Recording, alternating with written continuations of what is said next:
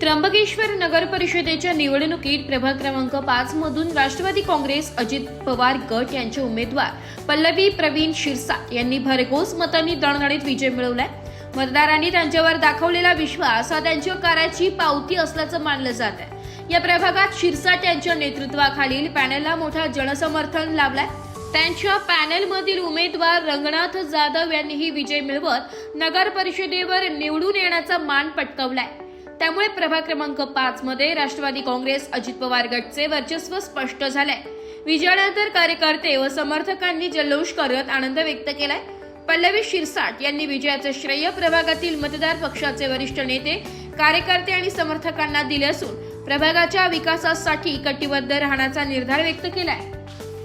2025 स्थानिक स्वराज्य सार्वत्रिक 2025च्या या निवडणुकीत नगर परिषदच्या या निवडणुकीमध्ये जे काही प्रवीण भाऊ असतील, ताई असतील, यांनी जे काही 5 वर्षापूर्वी जे काही कामकाज केलं त्याचं आज फळ आलं आणि आमदार साहेबांच्या मार्गदर्शनाखाली ते त्र्यंबक नगर परिषद मध्ये आपले राष्ट्रवादीचे 14 पैकी 8 जागा निवडून आल्या आणि नगर अध्यक्ष पण आपलं चांगल्या मताने निवडून आलं। त्याबद्दल सर्व टीमचं खूप खूप अभिनंदन।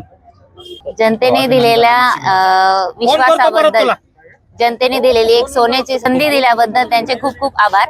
आणि दादा खोसकर साहेबांचा आणि राष्ट्रवादी काँग्रेस पार्टीचा सुद्धाही खूप खूप आभार की त्यांनी आम्हाला ही संधी उपलब्ध करून दिलेल्या संधीचं नक्कीच सोनं करण्याचा प्रयत्न आम्ही करणार। प्रभागातील महिलांसाठी आपलं काय करण्याचा मानस आहे? महिला सबलीकरण, सक्षमीकरण, अजून सुशिक्षित असे बरेच प्रश्न आहेत जे नक्की सोडवण्याचा प्रयत्न करू।